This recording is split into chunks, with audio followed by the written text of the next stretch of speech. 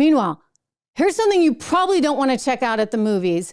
I am going to have to go because my kids have been wanting to see this. I should probably shield them from this stuff, right? But this is the new Disney Pixar film.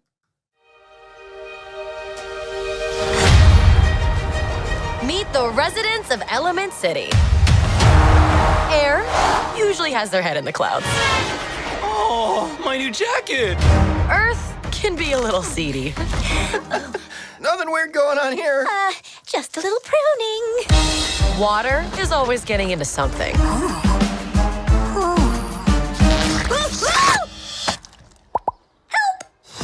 And fire, as ordered, we run a little hot. This sharpest dream of our family. Someday it'll all be yours. But we all live by one simple rule. Elements cannot mix. You get it? Elements cannot mix. There's a theme here. There's a Disney Pixar theme, just like there's a theme at Bud Light, just like there's a theme pretty much everywhere these days, just like there's a theme at Target. You know what? You better play by the rules or else.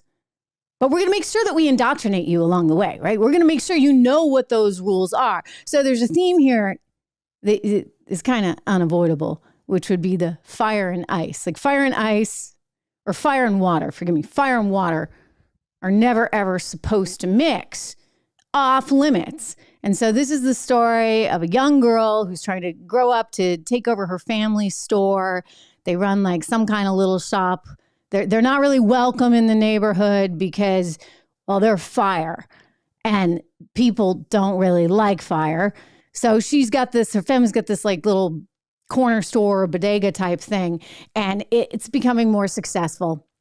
And somehow one day she bursts a pipe and she stumbles across some water.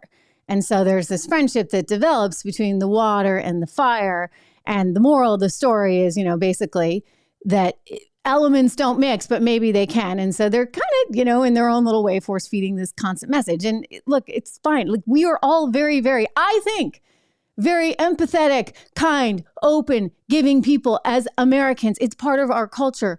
And it's just a little annoying when we have to go to the movies and hear about it some more. Well, apparently I'm not alone in thinking that, because when you look at the box office receipts, oh boy, this company, Pixar, like they're in trouble. They are in so much trouble that I've heard they've started this huge ad campaign on Nickelodeon, trying desperately to get people in somehow, some way, because the box office receipts have been that bad. Worst debut in 28 years for Elemental.